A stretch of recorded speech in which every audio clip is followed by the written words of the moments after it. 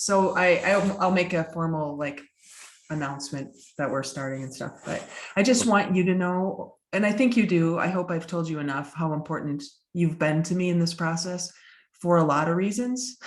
Yeah, and we can talk more about that actually, because I'll be straight up with you and I'll just tell you where I was. Yeah. But I like that. So this is how I'll start. Okay, 3, 2, 1. Hey everybody, and welcome to episode 118 of Circle Up and Get Real. I know, Chris. Wow. Chris is my guest, Chris Angell, and it's Chris who really helped me get this platform going. And it was because of you that this podcast was even born at all, Chris. Wow. So which is so weird because you weren't, it wasn't like you didn't share before we were working together. You've been very good at sharing. So it'd be interesting to hear what shifted for you, because it's 2 years into it. And I think it got some organic resonance, like your Facebook group grew really quickly. I think the conversation I've seen comments in the group that are like, I'm so glad there's a group like this where we can just be real. I mean, it's got some traction to it. And I mean, that would be an interesting conversation too, but congratulations. Well, thank you. And so there's nobody better than you to have on this episode. It's not like a huge, I mean, number 200 or something, but it's about 2 years. So it's about this time, 2 years ago, that we connected in this way. And for those of you who don't know, I don't know how you don't know Chris Angell, but if you've listened at all, Chris is one of my favorite guests and someone who I feel so connected to in so many ways. Chris, how would you describe yourself these days? A life coach for life coaches? I don't know, which might be a whole other interesting conversation at some point, because I think a lot of people struggle with, how do I describe what I do? Like, there are no words that fully capture who I think I am for people. I could say I'm a coach, I'm a consultant, I'm a strategist, I'm a, but words don't do justice what my heart feels in the exchange with the people that I serve, so it's easy to say it's coaching. And who my audience typically are life coaches, holistic practitioners, people who want to share transformation in the world, like their business is transformational. And the work often looks like business related questions, like how do I do content, or how do I build programs online, and how do I make my website support that, and things like that. But I mean, sometimes it's the existential stuff, like who am I and what's my voice and who are my people, and Well, and I think that when we connected, it was because of marketing, because I had this thing against marketing, and your whole thing was marketing for the rest of us. And so there was something about not knowing exactly how of things, but there was more to it. When you spoke, one of the first times I heard you speak, there was something more to you than what you were saying. And that's what I really connected with. But to your point about words, I didn't have words for it either. I didn't even know what that meant. And I remember thinking, when I watched you do your thing, you were so quick, so fast, just like boom, boom, boom. This is it. This is marketing. This is blah, blah, but we don't like it because we don't like funnels and we want to do it differently. And I'm like, whoa, I got to keep up. This was so good, because I resonated with not only what you were saying, really, probably I didn't resonate with what you were saying because I really had no idea what you were talking about in the market. Sure. But it was the being of you. That's a good point, actually. Good teachable moment on that one. Yeah. And I think in any of us, in whatever we do, the doing of our jobs, of our lives, of our, careers is just not as important as I used to think it was. It made me, when you said that, because it made me think about how popular it is right now to have one-liners. There are companies, which I like these companies, but they'll talk about, a grunt test. If people come to I'm specifically thinking of Story Brand, but you go to a website and people should, in a matter of 3 seconds, be able to tell what what you do. And, there's this, and I get that. It makes sense to me logically, but sometimes it's not, just because I know that doesn't mean it's easy for me then to find what's the thing I say on my website that has somebody get what I do, especially if you're a life coach, by the way, because life coaching is so hard to describe in a sentence. So I'm just saying, like, to your point, even if you listening to this feel like you stumble over your words for things, or others don't get it, who you be about it actually is sometimes more important. Like, I don't know what you're saying, but who you're being right now is interesting to me, and I want to stick around, you know? Well, and that's exactly what it was. And so I think some of it, I'm struggling a little bit of finding the words, like you've said, to speak to people in the language they understand. Yeah. That's not what I want to connect with them about, you know, the language that they understand. Yeah. Yeah. But I learned in my last job, when I had a job, that I can't speak my own language and assume they understand it. So I have to learn how to speak the language where they are, knowing very well that I want to take them to another place. Yeah. Yeah. Yeah.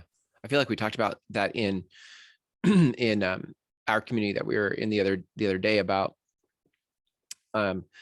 you know, search engine searches, what people search for oftentimes can be like the words they're trying to find answers, and the words they use or what they type into Google.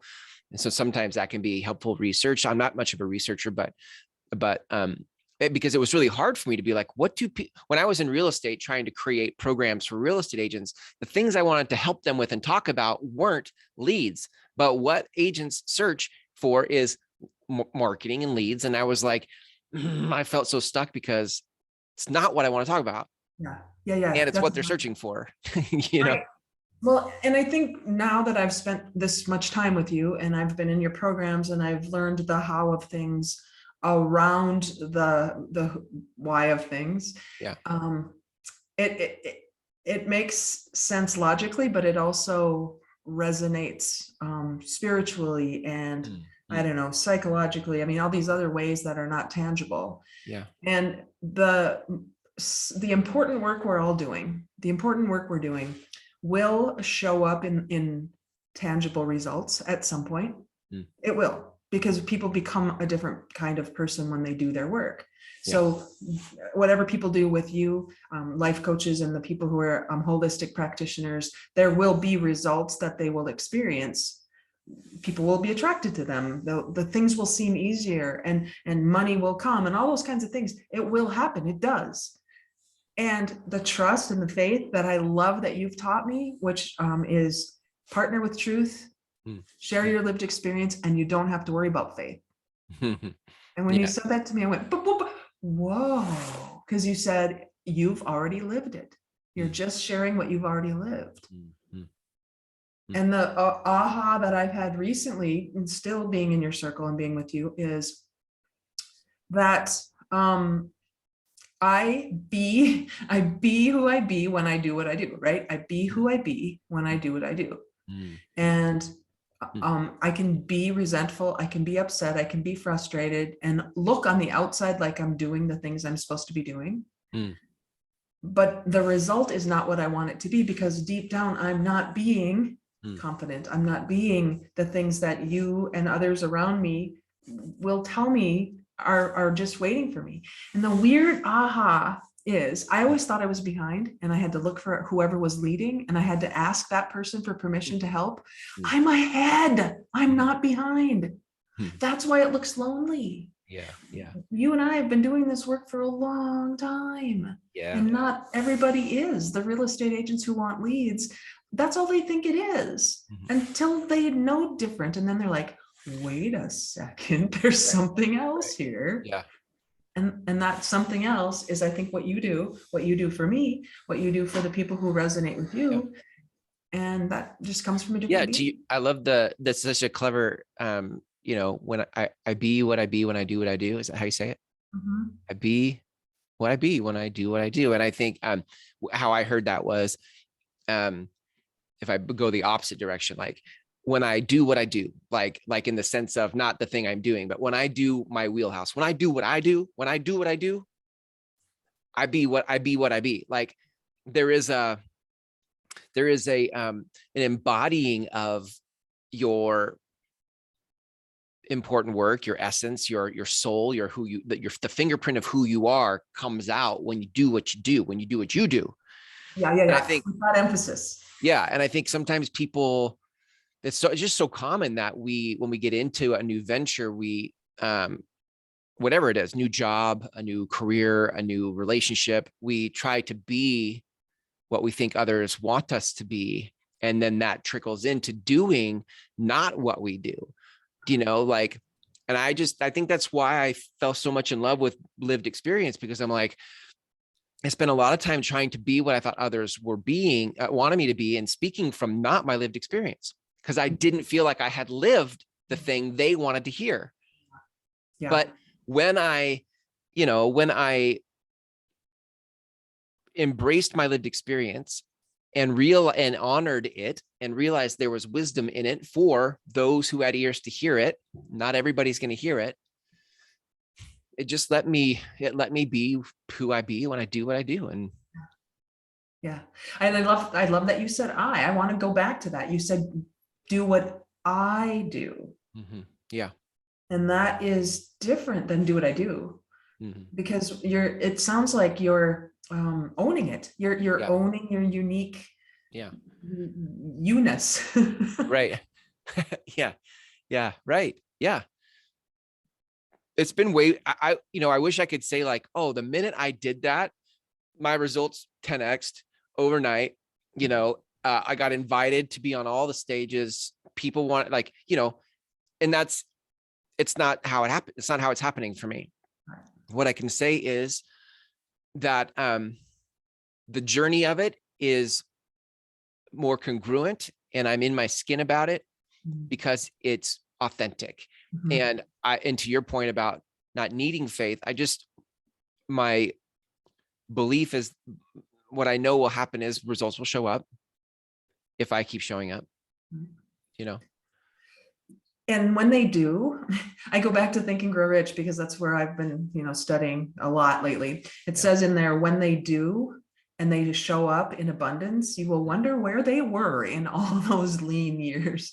But when they do, when the results show up, it's so fun to be able to recognize them and welcome them and thank them, because it's the vision I have is all of these things, all of this abundance has been waiting on behind this door that I just had to open, and all of these things will tumble through the door like a clown car. It'll just be like everything shows up, and there won't be chastising me for not getting it sooner. They won't be mad at me. Nobody will be mad. They'll be going, thank you. We're so grateful that you opened the door. Yeah. And I have a lot of visions like that have been showing up lately. And it's so much more fun than waiting for somebody, waiting for an authority, or I don't know, somebody older, wiser. It shifted for me. Like, that makes me think of the whole conversation of leadership, because I feel like I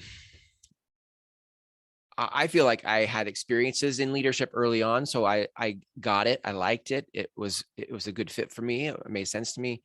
And then I got into business, and I felt like I needed leads. So my attention shifted to marketing, and I started drinking from the cup of marketing and all the stuff that gets passed around about marketing. And so that was the thing that made me feel behind for so many years. Was the cup I was drinking from was the thing that had me feel like I was behind and I was, FOMO, afraid of missing out on what I didn't know about how to get clients, because I need this thing to work.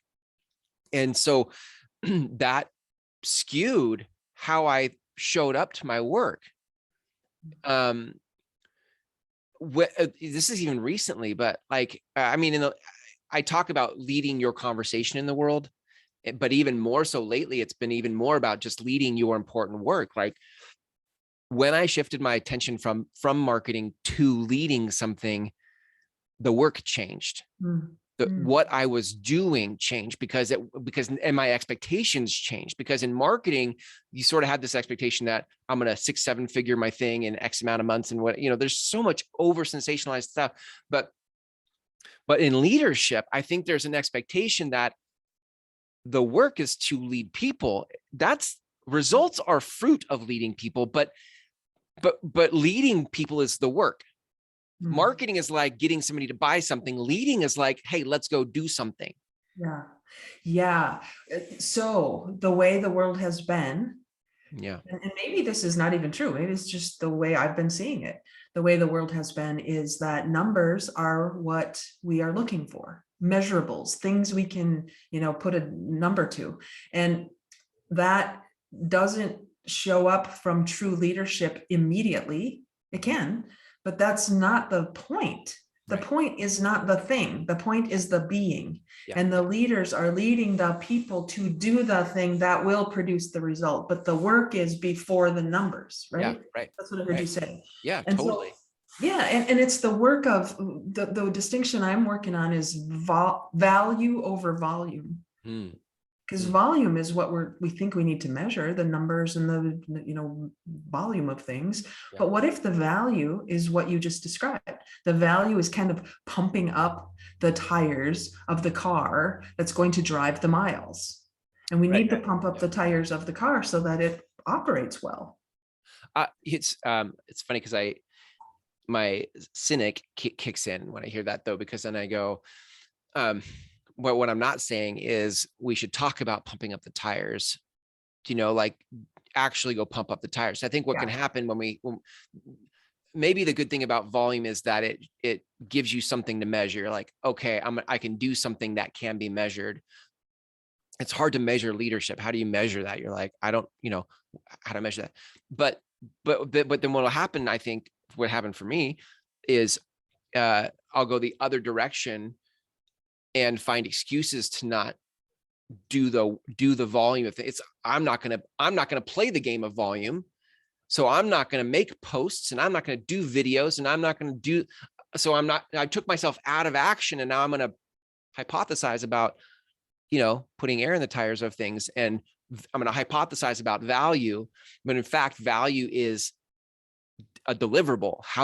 What you exchange with someone is where the value is, not the concept of it, not the idea of it. It's the action of it. Right. The value is that you actually put air in the tire because now the car could actually go.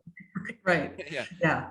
Oh, it's so good. And that's leadership, by the way. Side note. Sorry. That's like figuring out what the car needs. Maybe it doesn't need air right now. Maybe it needs something else. But the idea that you are figuring out what your people need as a leader and bringing that to them, that's what's valuable. Yes. And, this is good, because what's been rewarded in the past is what happens when the car crosses the finish line. Right. Not how it was. I guess I could go back to I don't know anything about car racing, but how they have those pits where they the pit crews and they that's where the important work is, making sure that the car can do what the car does. But if without that pit crew, there's no way. Right. And they switch out really fast, I guess. I don't know anything. I'm making. I know, right? Let's see how far we can take this metaphor. So it's sexy to be at the finish line. It's not sexy to be changing the tires in the pit crew. Right. But the pit crew makes the car cross. Except here's what I would say. I think, but that's this tricky thing about marketing. Like when you drink from the cup of marketing, the sexy thing is the finish line. Because that's what's. Yeah. But I'm saying that's where the value has been. That's where people have looked at in the past. From the context of marketing. But I think when you're a leader, at least in my experience, now that I have this community that I'm leading, that I have created a community that people show up. We show up every week, right? Call it business church, like that. This is the thing. Groundswell University is business church. And now that there are 13 souls that show up, I've forgotten all about the finish line of things. There is no finish line. There is only the next lap with you guys until the next lap and then the next lap. And that's leadership. So like for me, in the context of leadership, I somehow I've forgotten about the finish line. I'm not even, but absent here, this is so important because I think absent of having the people to show up for, then your mind just goes around and around about the race and about the game and about what am I going to do when this happens? And we over plan for all the things, but there's nobody in our presence to serve. Right. Well, I think at some point you are leading us. I'm in the group. You are leading those of us in the group. And then the next group you have as well. who are doing something with the information and the inspiration they're getting from you. And so their own finish lines are what, you know, whatever that means, the product that they're creating or the something that they're doing. You aren't tied to their results. You're tied, not even tied, you're just showing up present for them. And I'm going to say it's putting air in the tires, because that's what you're doing, you know, it's not just talking about it. Yeah. And then when I leave, my tires are pumped up again, and I might need to come back and get more air in my tires, or more oil in the, you know, carburetor. You put oil in the carburetor. I don't even know what that means. Whatever. Yeah. Yeah.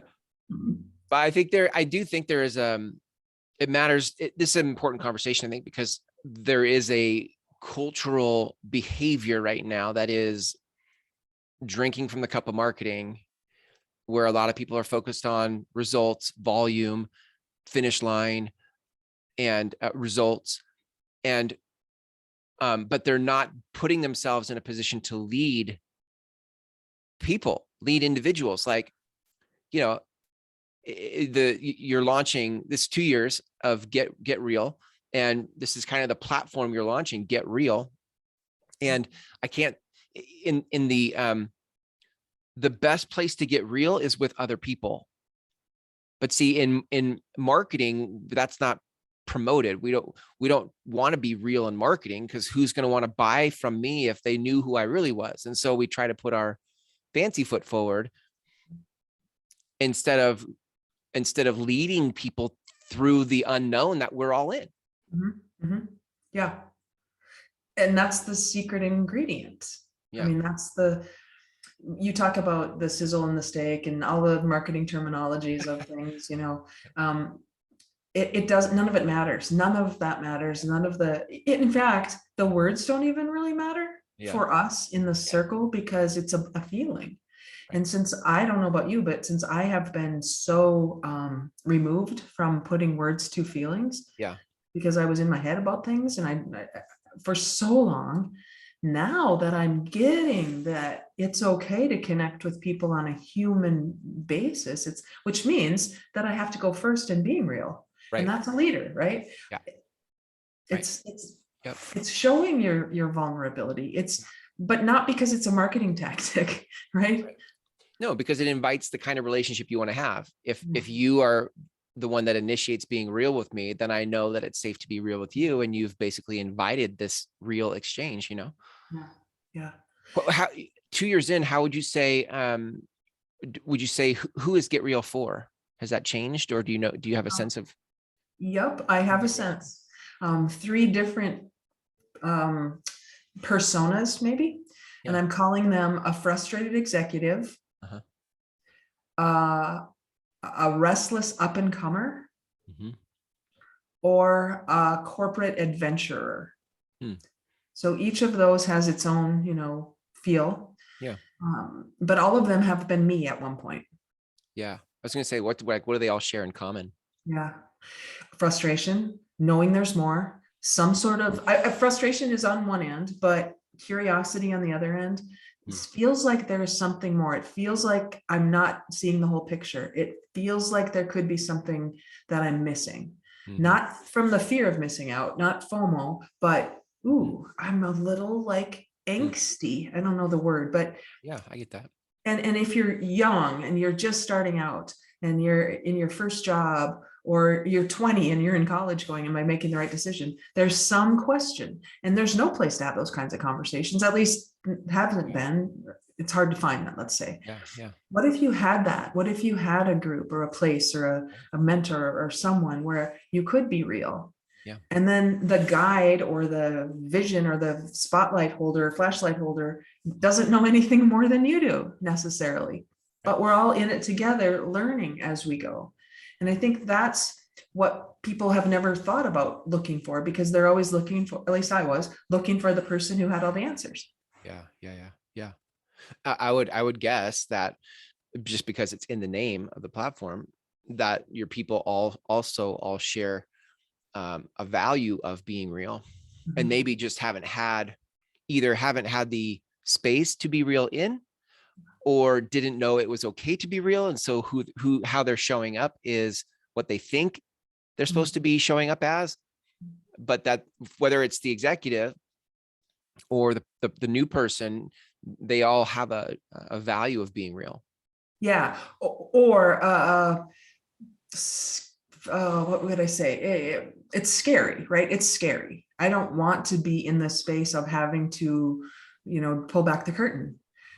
Right. Yet that might be what puts me to the other side. And so people maybe aren't ready necessarily to be real in that way. But if there are other people in the pool, then, jumping in isn't as scary.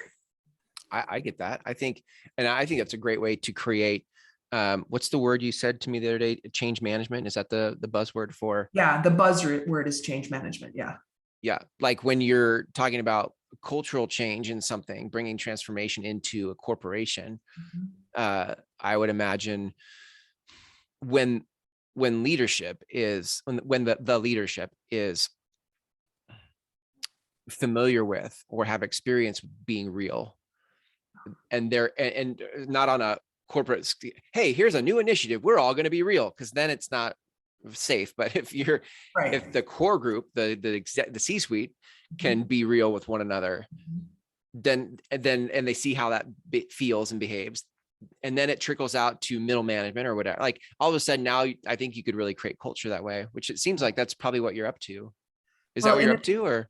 That is what I'm up to. What's really interesting as I look back, and I've been thinking about this, the way I started with you, the work I did with you at the very beginning was to share my lived experience through videos and just share my lived experience. It wasn't to teach anything. It wasn't to, be right about anything. And that got me in trouble. Well, got me in some trouble. Right. And I looked back on all of the times in my life when I got into that same kind of trouble, which maybe it's what John Lewis would call good trouble. When my curiosity started shining some light on places where other people didn't want to be real. And the fact that I was doing things and going first, didn't know I was doing this. This is all in hindsight. Shone a light on places where they wanted to hide.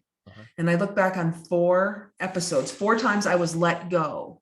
I was freed up, or whatever the word was that they said, right? It was never fired, but it was your position's eliminated, or we're going to free you up, or blah, blah, blah. 4 times that happened to me.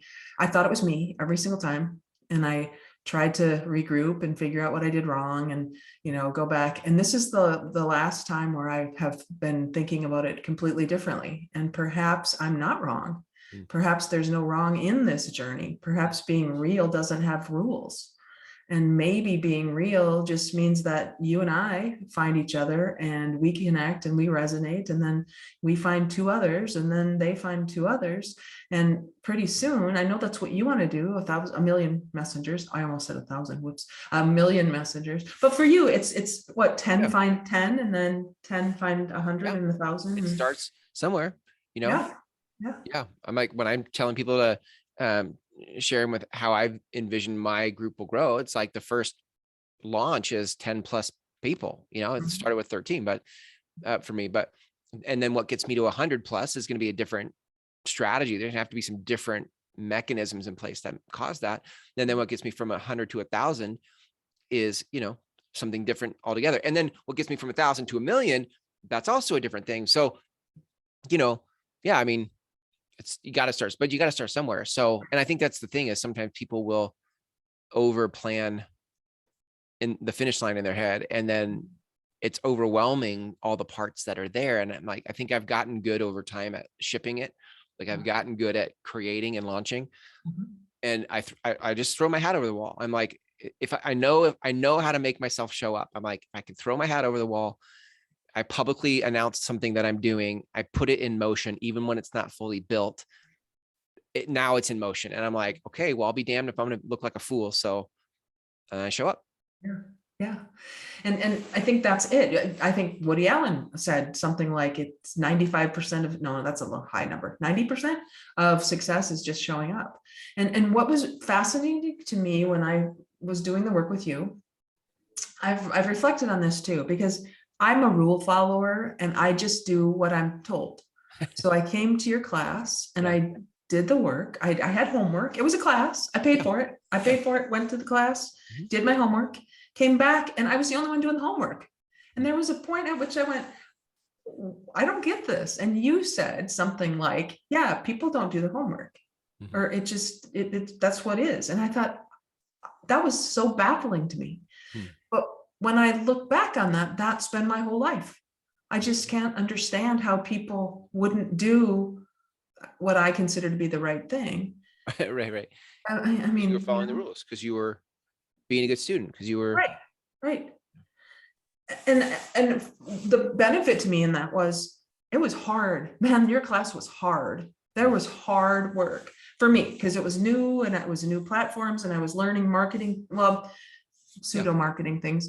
I was learning ways to get the word out. I was doing things that were difficult. But I think when, to your point earlier, if we just stop when it feels hard, how can we possibly get a different result for ourselves? How can I possibly grow if I just stop when it gets hard? I think that looks different. Showing up looks different from different parts of the journey. I'm thinking of somebody right now who is in the community who they're texting me the other day, was like, they're at the goo part of a cocoon, like, the caterpillar turns into goo and then it becomes a butterfly. And this is, I think, when you're doing transformational work, there's all kinds of identity crises because you keep bumping up against old patterns and who do I need to be next to lead this work I feel called to lead. And I think there's probably not one, there's multiple chrysalises that happen in the evolution of you. But like last year was what I call my midlife crisis. Like that was a midlife crisis for me.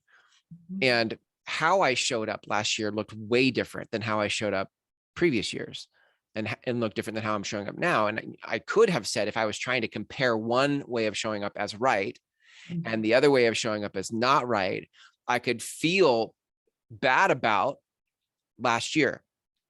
But what I chose to do in leading was I wrote when I wrote, like I shared when I shared. I kept sharing my lived experience. Like, talk about a vulnerable time to share your lived experience. Try sharing when you're in the middle of not knowing who you are. Like, that's a vulnerable place to share from. And so I could, if I had it in my head that one way was right and the other way was not right, I could have felt like I sold out last year. But instead, I'm looking back at last year and I'm like, and I didn't make as many posts. I didn't make as many videos. I kind of killed a bunch of projects and I showed up. I did. It looked different, but I showed up and I did it from a place of getting real. I was being real about it. And I think if all we ever did was get real about where we are and let others know what we're learning from where we are, everybody would take a huge deep breath and feel like they could just be human.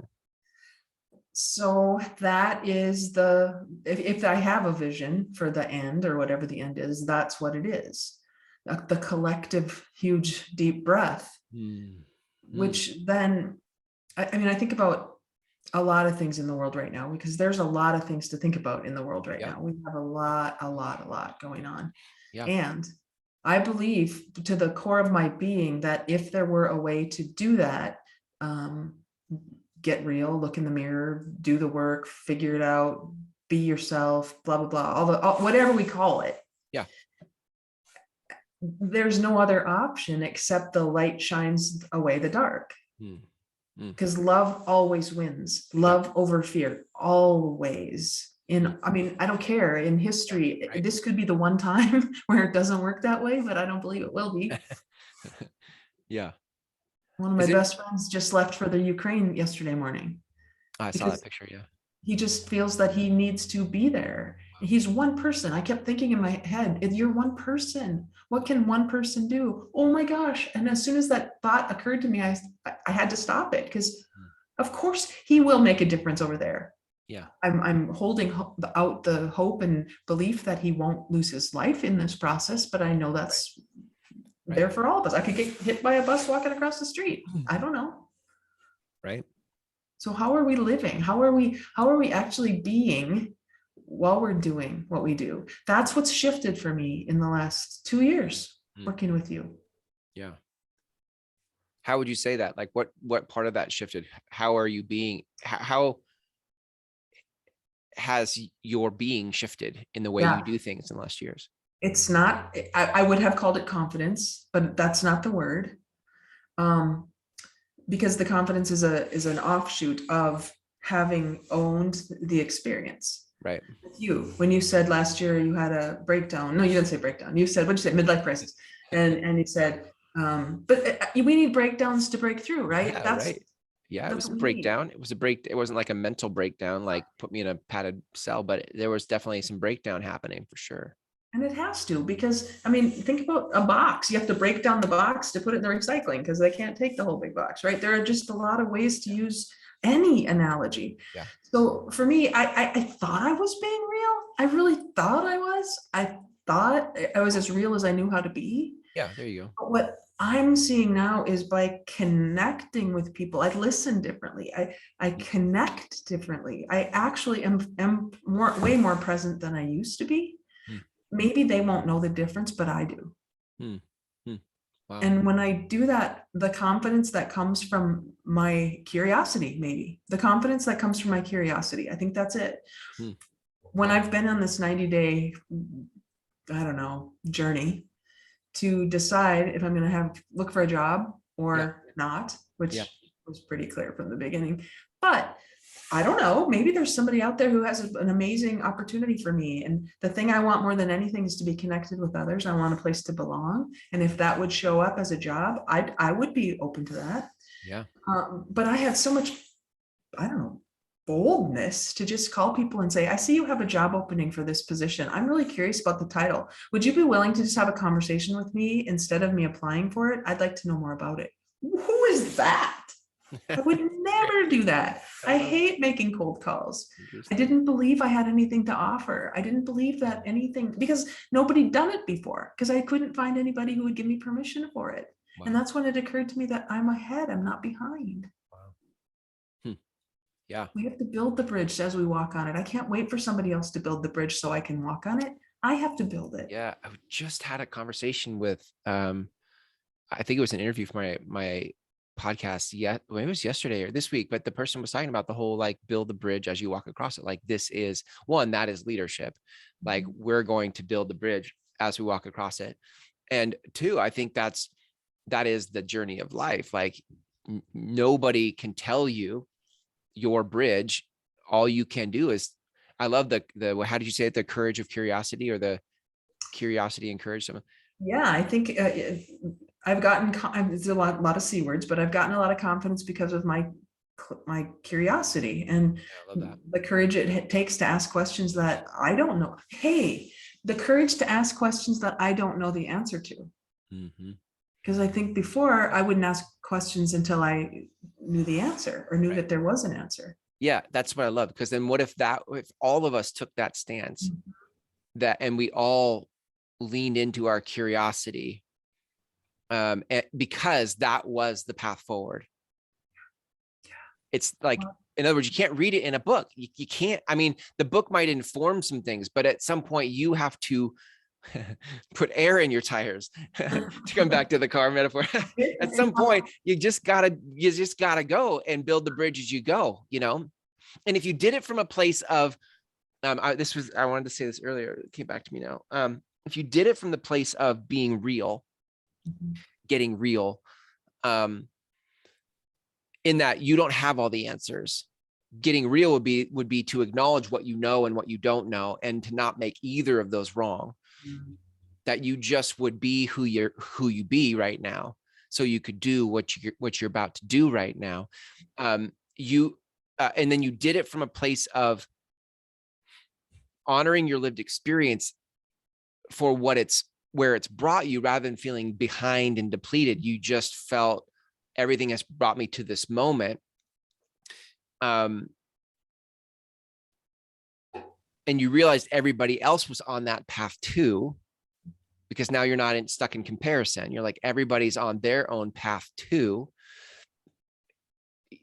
what would happen is you'd have a world who had tons of compassion for each other because they were present to how real they're being.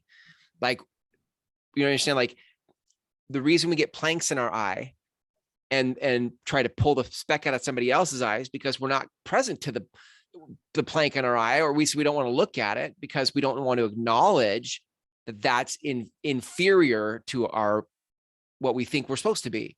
So it's not safe to be real because others will judge me for it. But that very attitude is the thing that has me point somebody else's speck in their eye. When we get real, we take the plank out of our own eye, and now we have tons of compassion for everybody else who has specks in their eyes. And now we could actually lead something. Yeah, that's it. That's it. You know, as you talked about that, I think back, you and I both shared our religious upbringing. Yeah.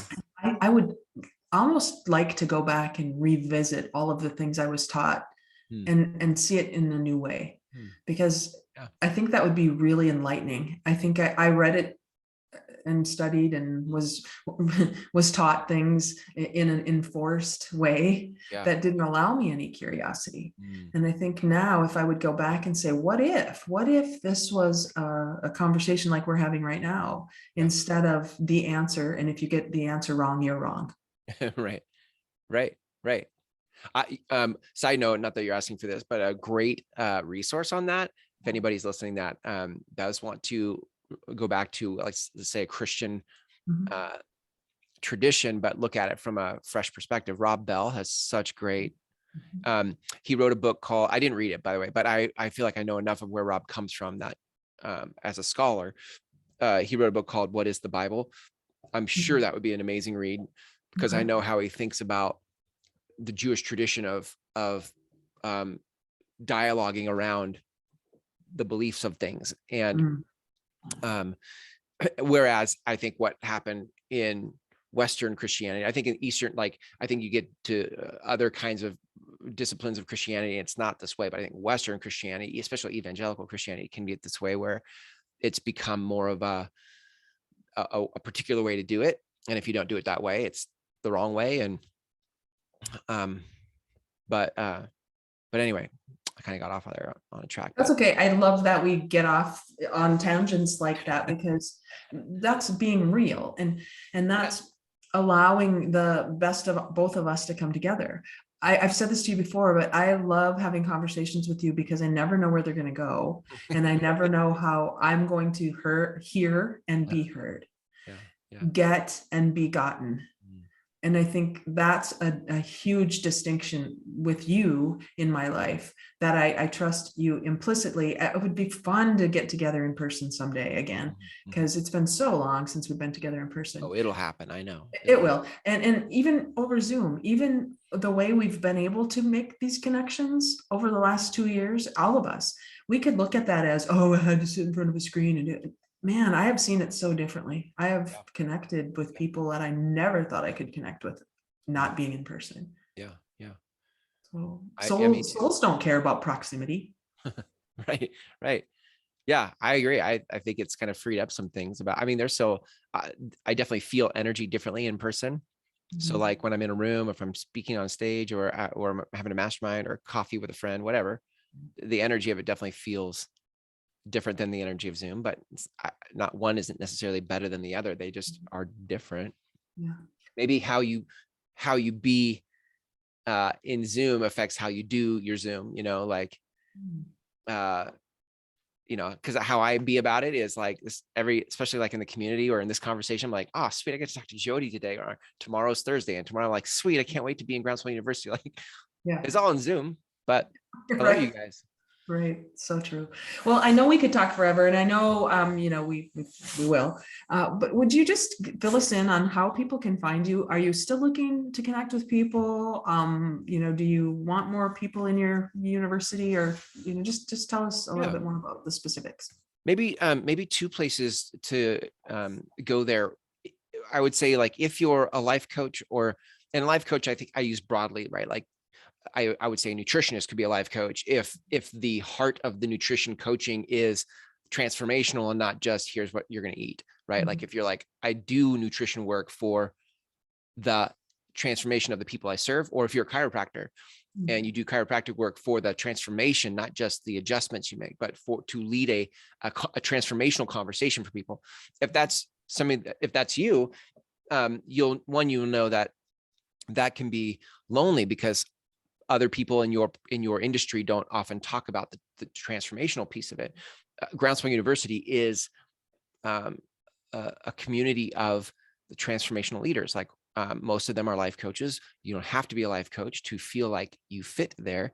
The conversations we have deal with, like right now, we're kind of in a long series on leadership, and how do we keep bringing leadership to the things we do, challenging the status quo and the way people think. And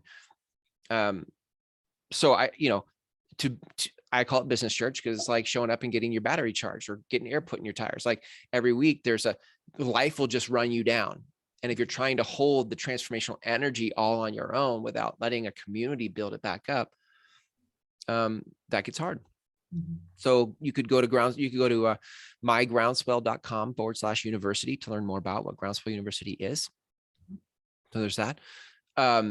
Maybe two other places people can, if it's interesting to them, if you're a transformational leader and you're wanting to build a kind of community like we're talking about, I have documented how I've built it, so that you can build it. It's called the Life Coach Membership Model. Again, even if you're not a life coach, but you're a transformational leader, you'll get this. And you can go to learn more about the membership model, how I teach it, so that you can build it. You can go to mygroundswell.com/membership challenge. And maybe the third one, where I don't have a place for you to go, but if I look out into the future of things, I realize I've done so much of my work alone, and which is weird because I love people, but I realize it's time to keep sharing more of my vision with people, so that those who hear something in my vision can come play. So, when I think about a million messengers, and really who I'm looking for, who I want to be friends with, who I want to have conversations with, are people who are conscious, transformational minded humans. All right. And if that's you, and you want to be around other ones like that, friend me, because I want to know you. Yeah. And then don't just friend request me, but start a conversation with me. Because, I get friend requests every day, and half the time I don't know who they are. And I'm always checking their profile, but none of them, unless they're trying to sell me something, which is always lame, rarely does somebody start a conversation with me. So talk to me. That's great. That's a great reminder for all of us all the time. Make a connection, look for the connection, bring the energy, bring the weather. Yeah. Right. Yeah. Thank you, Jodee, for having me. I'm so happy for your clarity, for your curiosity, your courage, because I just know you just keep following the breadcrumbs of your important work. And I love a platform that Get Real is the name of the platform, that you get to lead that conversation in the world, and wherever that takes you. Like, yes, please. The world needs way more of that. So I'm so happy for you, proud of you, thankful for you. Yeah, likewise. And I will say it again, Chris, it was you. We had that conversation early in 2020. And we said, we got to get real. We kept talking about it like that. And then finally, I think you said one day, well, maybe that's what it is. Maybe it's just get real. I'm like, maybe it is just get real. And then you helped me through that whole process and putting that course together. And by the way, that course is really good, so I have to revisit my course. Yeah, real part of the body of work of Jodee, of and of everyone, really. I mean, it's the same thing. It's what you're saying. Business church, life church. Get your bucket refilled. So I will make sure everybody gets your information, Chris, and I appreciate you more than you know, and more than I have words for, but I'll keep trying. Thanks, Jodee. Thanks so much. I appreciate you too. Take care. So I have so much to, I'll stop recording. I have